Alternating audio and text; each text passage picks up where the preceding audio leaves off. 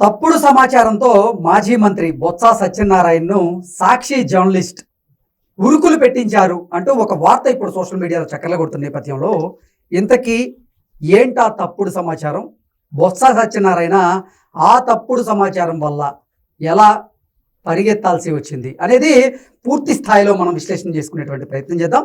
ప్రస్తుతం మనతో పాటు ఉన్నారు ప్రముఖ రాజకీయ విశ్లేషకులు, ప్రముఖ సీనియర్ జర్నలిస్ట్ దుర్గా భట్లమణి గారు. వారితో మాట్లాడదాం.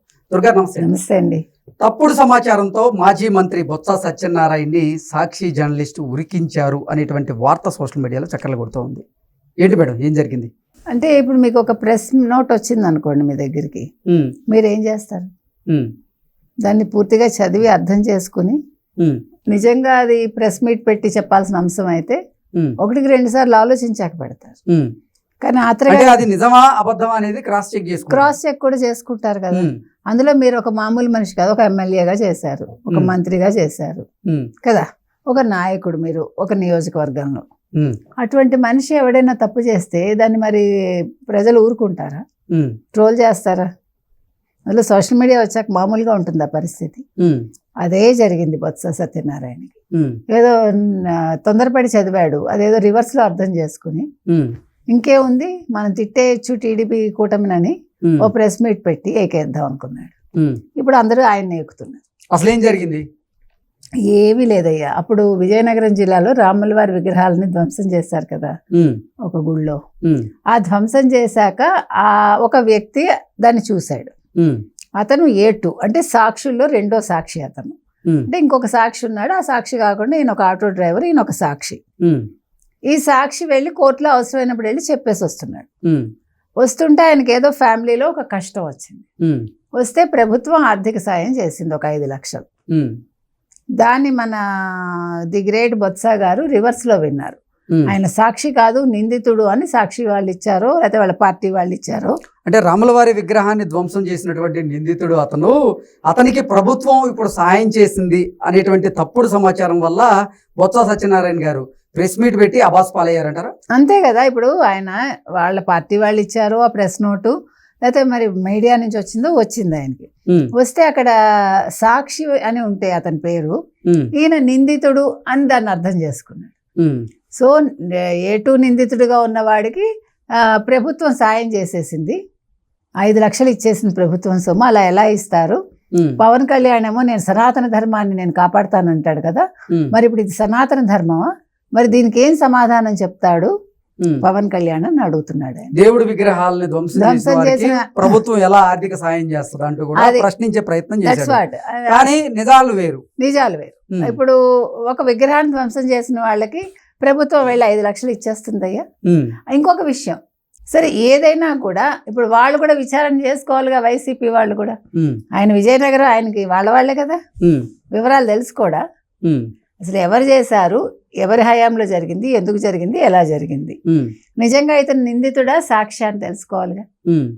కాబట్టి అతను చేసిన తప్పుకి ఇవాళ మొహం ఎక్కడ పెట్టుకోవాలో బొత్సకు తెలియట్లా. ఇవాళ టీడీపీ సోషల్ మీడియా ఏకుతోంది.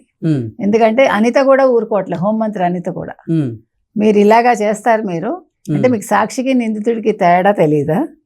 నిజంగా అతను నిందితుడైతే ప్రభుత్వం ఎందుకు డబ్బులు ఇస్తుంది? ఒక జర్నలిస్ట్ ఇచ్చినటువంటి సమాచారం, అది కూడా తప్పుడు సమాచారంతో మీరు అసలు ఎలా ప్రెస్ మీట్ పెడతారు, ఎలా ప్రభుత్వం మీద నిందలు మోపేటువంటి ప్రయత్నం చేస్తారు, ఎలా సాక్షిని నిందితుడిని చేస్తారు అంటూ కూడా ఎంతో మంది నెటిజన్లు అయితే ఈరోజు బొత్స సత్యనారాయణ గారిని ప్రశ్నిస్తూ ఉన్నారు, ఆడుకుంటున్నారు, ప్రశ్నించట్లా. కాబట్టి ఇవాళ అంటే సాక్షి మీడియానే ఇచ్చి ఉంటుందిగా, ఇలాంటి సమాచారాలు ఇచ్చేది వాళ్లే కదా. ది గ్రేట్ సాక్షి తిమ్మిని బెమ్మిని చేయడం, బెమ్మిని తిమ్మిని చేయడం వాళ్ళ పని. అసలు ప్రెస్ మీట్ లో బొత్స సత్యనారాయణ గారు ఏం చెప్పారు?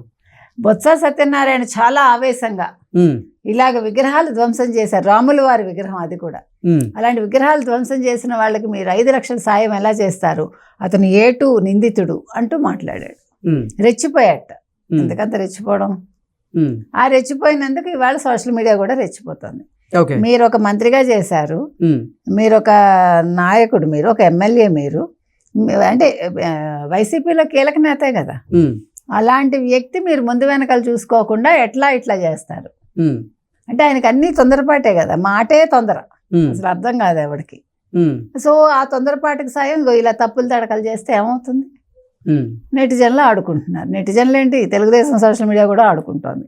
ఈవెన్ అనిత గారు కూడా నిలదీస్తుంది. అంటే ఎవడైనా నిలదీస్తాడు. ఇప్పుడు మన సమాచారం సరిగ్గా లేకుండా మాట్లాడామనుకోండి, అభాస్పాలు అవుతాంగా. ఇప్పుడు అదే అయ్యాడు ఆయన. అసలు పాపం అతనికి నిజంగా ఏదో కష్టం వచ్చి ప్రభుత్వం సాయం చేసింది. సరే, ఇప్పుడు ప్రభుత్వం సాయం చేసేసింది కాబట్టి వాడు నిందితుడా సాక్ష్య అని తెలుసుకోకుండా వాడు నిందితుడు, ప్రభుత్వం ఎలా ఇచ్చేసింది. ఇప్పుడు దీనికి పవన్ కళ్యాణ్ ఏం సమాధానం చెప్తాడు? పవన్ కళ్యాణ్ ఎందుకు చెప్తాడు? పవన్ కళ్యాణ్ నియోజకవర్గం విజయనగరం ఏమన్నా అంటే సనాతన ధర్మానికి అన్యాయం జరిగితే ఆయన మాట్లాడతాడండి. కరెక్టే మీరు చెప్పింది. కానీ నువ్వు ముందు వెనకాల ఆలోచించుకోకుండా నువ్వు మాట్లాడి దాన్ని తీసుకెళ్లి పవన్ కళ్యాణ్ మీద వేసి, నేను అనేది అది అంటే నిజాలు తెలుసుకోకుండా, నిజ నిర్ధారణ చేసుకోకుండా మీకేదో ఒక ప్రెస్ నోట్ వస్తే ఆ ప్రెస్ నోట్ లో ఉన్నటువంటి సమాచారాన్ని మీరు అది తప్పుడు సమాచారమా కాదా అనేది కూడా మీరు తెలుసుకోకుండా ప్రెస్ మీట్ పెట్టి మీరు ప్రభుత్వం మీద నిందలు వేస్తూ మీరు ఒక సాక్షిని ఒక నిందితుడిగా పోలుస్తూ ఉంటే నెటిజన్లు మరి మిమ్మల్ని ప్రశ్నించక ఏం చేస్తారు? లేడికి లేచిందే పరుగు అంటారు. అలాగా ఈయనకి దొరికిందే సందు. ఒక కాగితం దొరికింది, ఈ సాక్షి కాదు నిందితుడు అని చదువుకున్నాడు, వెంటనే ప్రెస్ మీట్ పెట్టాడు. ఎవడ మరి ప్రశ్నించకుండా ఉంటారా? నువ్వు ఈయనే కాదండి, ఎవరైనా సరే అందులో ఒక పొజిషన్లో ఉండే వ్యక్తి ఎప్పుడు తొందరపాటు పనికిరాదు. అందులో ఇప్పుడు వాళ్ళకి ఏమీ లేదు పని పాటు. వైసీపీ వాళ్ళే గోల్డ్ గిల్లుకుని ఉన్నారు కదా. ఇప్పుడు అవినీతులు చేద్దామంటే కుదరట్లేదు, కబ్జాలు కుదరట్లేదు వాళ్ళకి. జగన్మోహన్ రెడ్డి పాపం లండన్ పారిపోయాడు కాబట్టి ఇప్పుడు ఏం చేయాలి? ఏదో ఒకటి సంచలనం సృష్టించాలి. ఆయన సంచలనం అనుకున్నాడు, ఆయనే సంచలనంగా మారాడు ఇవాళ.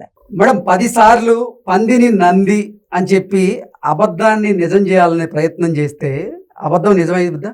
ఎందుకు అవుతుందండి? నందిని అంతే పంది పందే. అంటే ఇప్పుడు ఎవరు ఒకవేళ నిజంగా పందించేద్దాం అనుకుంటే వాళ్ళే పంది అవుతారు, నందించేద్దాం అనుకుంటే వాళ్ళే నంది అవుతారు, ఎవడైనా సరే. అంటే నిజమే, అబద్ధం అబద్ధమే. ఉన్న అబద్ధాన్ని నిజంగా చేద్దాం అనుకున్నాడు. అంటే ఒక నిందితుడు కాని ఒక సాక్షిని నిందితుడిగా చేద్దాం అనుకున్నాడు. కానీ పాప అతని సాక్షి, ఈ సాక్షి అనే పదం కూడా ఆయనకి పాప కొంచెం ఇబ్బందిగా ఉందేమో.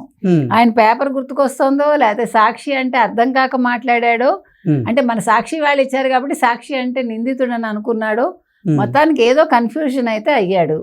ఆ కన్ఫ్యూజన్ లో తొందరపడ్డందుకు ఇవాళ ఆయన ఎదుర్కొంటున్నాడు అందరి దగ్గర నుంచి. ఓకే, ఇక మీదనైనా సరే ఆయన ఎప్పుడైనా ప్రెస్ మీట్ పెట్టేటప్పుడు ఆ సమాచారాన్ని 1-2 సార్లు క్రాస్ చెక్ చేసుకొని దాంట్లో నిజానిజాలని ఆయన నిర్ధారణ చేసుకొని గనక మాట్లాడగలిగితే బానే ఉంటది. ఖచ్చితంగానండి బాబు, లేకపోతే ఇలాగే ఉంటుంది. ఆయన మరిన్ని విమర్శలు ఎదుర్కోక తప్పదంటూ కూడా నెటిజన్లు హెచ్చరిస్తూ ఉన్నారు. అంతే జరుగుతుంది, అంతే. ఓకే అండి, థ్యాంక్ యూ సో మచ్.